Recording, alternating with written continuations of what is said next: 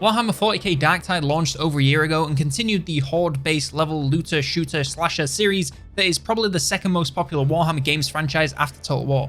Now, despite all the betas being really positively received and everyone enjoying the game, I think it's safe to say that the launch didn't exactly go to plan. First of all, the content in the full game was marginally more than the beta, the classes didn't change all that much, there weren't many more levels to play, and as someone who was playing when they flipped the switch, it pretty much felt the exact same. And secondly, they introduced a thing that every gamer loves: expensive, cosmetic, and predatory priced microtransactions. Nope, sorry, my bad, I read my notes wrong. Sorry, the thing every shareholder loves: expensive, cosmetic, and predatory priced microtransactions. It's honestly hilarious how hard this soured the reception the game got, since most people were enjoying it in beta, and then the moment the full game drops, they hit us with this, and fans were pretty quick to let them know what they thought. I mean, these weren't your average run-of-the-mill cosmetic items. These were precision engineered to milk gamers for as much money as they could. So let me hit you with this Ultra Combo KO. They're all priced as individual items, and then you can save money if you buy more expensive bundles. The amounts you can buy of this very special currency are sold in amounts just above or below the price of items and bundles, so you'll always have some left over that you could spend if you just top yourself up a little bit more. They're mainly limited run items that won't come back for a very long time. And finally, they are leagues cooler looking than literally anything you can buy with earnable currency without paying real money. If you ask me, this alone wouldn't have been enough to sink the game, but the lack of new content and the constant new shop items made it seem like all of the focus was in the wrong place, and that the game would remain free of new content until they hit their quota of hats sold. For each class, there was basically one build with one ability, meaning you'd be playing the exact same every single mission. And speaking of missions, there was a tiny amount available. So, you're playing the same class, the same way, on the same maps, for like 20 hours to get one character to max rank. Compare that to Vermintide 2, with each class having at least 3 variants with their own specialties, abilities, and weapons, tons of missions, either in a story campaign or the randomly generated chaos waste. And why would anyone play Darktide? And so, no one did. And then in October of last year, a gift dropped down from the Emperor himself in the form of Patch 13. This patch promised to rework all the classes and give them variety with different abilities, grenades, and specializations. And then in April of this year, the Path to Redemption patch dropped, totally reworking the penance system, giving you new ways to level up and earn rewards. Add a handful of maps to the rotation, and you have a recipe that answers the question, so is Darktide good now? To answer that question, let's break down this new content bit by bit, starting with the most significant change, class rework. So going back to my old Zealot Preacher video, we can see that the old class system was pretty weak. You had one grenade, one aura, 3 traits that were just unlockable passives, and then you had the skill tree, which had a whole 3 choices every 5 levels, meaning the variety here was pretty limited, especially once you factor in that some choices were vastly better than others, so there's no reason why you would ever not pick them. And then cut to today, where you have this spiderweb looking thing. Now, it's not quite a Path of Exile diagram of space and time, but it's an actual skill tree with branching paths and choices that actually affect gameplay. Okay, sure, most of these blue skills are passive number changes that you'll hardly ever notice, but everything else here is pretty tight. These green skills let you choose from 3 grenade types, and they're actually different. For the Zealot, you have the same stun grenade as before, but you can also opt for an incendiary grenade to cover an area in holy fire, or even a high single target damage throwing knife.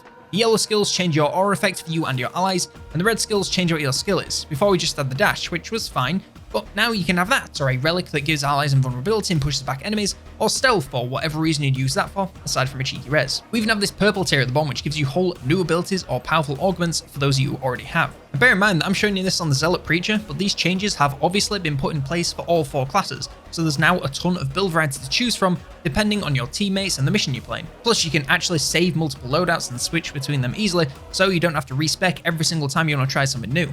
For this run through the Grimdark future, I went with the Psychic class since they always seem to be the coolest in theory, so I want to see if they lived up to that by now. Plus, I want to start from zero, so I got the full experience of a new player. By the way, I'm not going to go through every single skill since I'm not trying to make a build video. I'm just going to jump around and tell you what I was using and if it was fun. Right out the gate, Psychers are pretty weak. They really take 4 or 5 levels before they get going and you can choose their abilities, but once they go on a roll, I was having a lot of fun with their kit. Instead of a grenade, you have the choice of 3 blitz abilities, which are basically just abilities you can use that generate peril, so you're only limited by that instead of cooldowns. The head popping was around the first time, so I'd already tried that, so this time I hopped between Smite and Assail, aka unlimited power and that arrow that Yondu has in Guardians of the Galaxy.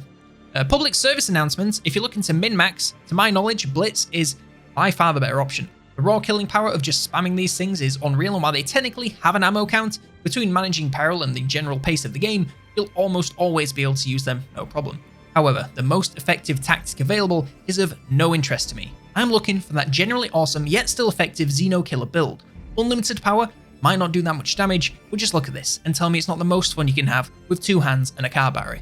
Unlimited power! As for the other Psyker abilities, they've gained a shield and something called Scryer's Gaze. The shield was kind of useful sometimes, especially on levels when there are a lot of ranged enemies, and Scryer's Gaze, however, I found to be totally useless. It basically sets your peril to constantly increase, whilst also increasing your damage. The idea being that you activate this and deal as much damage as possible before it reaches max and you need to cool off.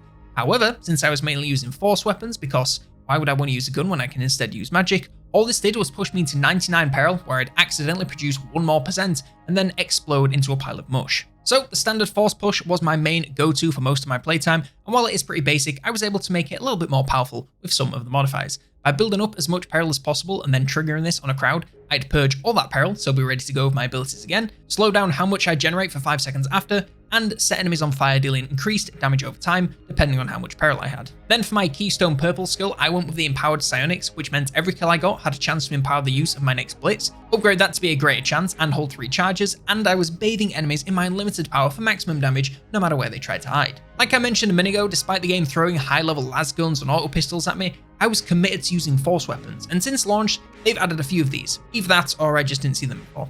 Melee is kind of whatever, but for ranged, you have 4 force staffs to choose from that each have their own drastically different charge attacks. You have explosions on the ground, a grenade launcher, a flamethrower. You can even have more unlimited power. I really didn't have a preference here since they all felt fun to use, so I switched between them as and when I found high level items in my shop. Overall, the grind to get to a high level was pretty fun. The build crafting here is undoubtedly way better than before, and while there will always be a meta, I feel like if you're just playing to have fun, you can play around a whole lot and try out a bunch of build variety. I didn't play with them, but I did have a peruse at the other classes, and they all seem to also share this variety, so no matter if you want to shoot things, use magic, set things on fire, or be a thick boy, you'll have lots of ways to do that thing. Moving on to the new Penance update, now this system actually came into place towards the end of us playing, so I didn't really get to muck around with it too much, but it basically works like a kind of free battle pass. There's a bunch of challenges, both class-based, like for reaching high levels, as well as just general account challenges, like kill certain enemy types so many times. For most of these, you'll just gain them by playing normally, so for the most part, you don't need to worry about them. Once you've completed some challenges, if you head to the Shrine Penny 10 Tax, you'll be able to claim rewards along the bottom, and this will mainly be cosmetic items like gear sets, weapon accessories, and victory poses. It's kind of nothing burger, but if you're wanting more progression once you get to max rank on your characters, this could keep you busy for a little while longer, and while most of that will just be sweating through high-level missions, if that's your jam, go right ahead. I don't really have a lot to say about this since it is quite a minor update, so segue? Honestly, my main gripe with the game at launch wasn't the lack of class variety or the cosmetic shop. I was mostly bothered by the fact that we just had nothing new to do. I'd played all of the same maps with the same objectives for 30 levels, and when I made myself a second character, I had zero interest in going through all that again on the exact same maps doing the exact same thing. I know the mission types and maps aren't really the point of these games since it's the gameplay that you're here for, but the combination of no build variety or map variety just made the game feel stale on launch, which isn't exactly ideal. It clearly wasn't just me that felt this way. Looking at the Steam charts, this game fell off a literal cliff from over 100,000 players on launch to an average of barely 4,000. For me, coming back recently came with 2 blessings. The first is that there were a couple of maps and mission types that I don't remember playing before to add some variety to things. In particular, there's this special mission around at the moment where you take on these twins, and that felt really cool and cinematic the first time around, but by the 5th it felt a bit like an unskippable walking simulator before we could fight the boss. The other blessing was that I'd kind of forgotten what I'd played before, so I could come back and grind the same missions without knowing every single step I was going to take. Am I going to say that the map and mission variety is fixed? Hell no. There's still far too few missions, and the fact that you just play them randomly with no rhyme or reason is such a boring choice compared to the story modes in Vermintide. But if you're like me and haven't touched this game in a long ass time, if you come back, you'll probably be able to get some fun out of it, at least for a little while. What I really want from them is for them to port over the Realms of Chaos game mode from Vermintide 2. It's essentially a roguelike mode where you play through randomly selected levels, fighting with random modifiers, picking up random bonuses along the way, culminating in a challenging final boss mission. It's such a fun and creative way to make grinding the same levels over and over again so much more engaging. But instead, we just have to pick from these mission pop-ups with such modifiers as lots of dogs or more specialists. Wow. As for the cosmetic shop, it's mostly the same. The pricing here seems to at least be a bit different from what I remember being incredibly predatory to just moderately predatory. You can buy the exact amount needed for the bundle, so that's a good thing, but aside from that, it's still overpriced cosmetic items that look vastly better than anything you can buy using earned currency. I can't remember if these were in game when I played before, but there are some cosmetics for your character that you can buy with earned currency, but the pricing for the ones that look anything different to basic gear is hilariously high that you'd have to be playing for hundreds of hours to unlock them. Okay, potential hot take incoming. I don't really give a single shit about this cosmetic shop. Is it kind of bullshit that a full price game has a paid currency shop that was here since launch? Well, yeah. But is it purely cosmetics you will hardly ever see, so why would you ever buy them or care?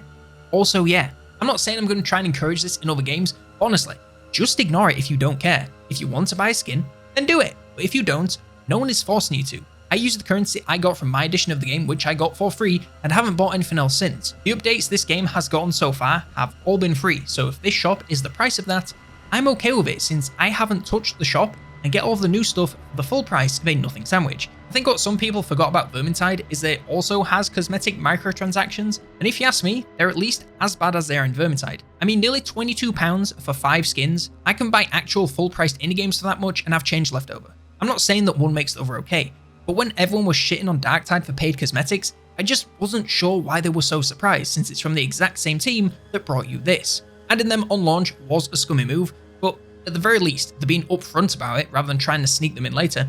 In any case, it's still here, and you can still ignore it, just like I did. So, to wrap things up and to try and answer the question of this video, is Darktide good now?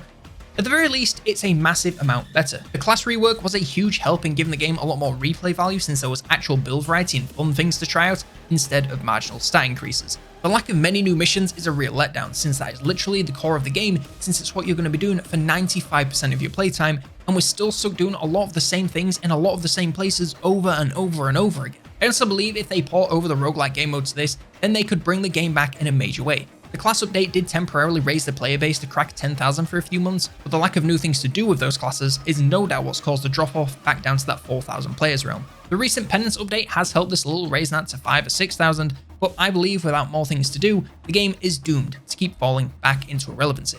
So, Darktide is a lot better now, and I would even go as far as say that it's a good time. However, as for how long those good times will last, I'm really not sure. All these new ways to progress and extend the amount of possible grinding are decent changes, but if we're stuck grinding on the same levels with the same boring modifiers forever, I can't see many people sticking around for the long haul. Thank you very much for watching this dive back into Darktide. I hope you enjoyed it. Let me know in the comments what you think you'd like to see in Darktide that would really back in. Like, subscribe, and if you want more Warhammer based content, then how about this podcast episode on the latest Total War Warhammer 3 DLC.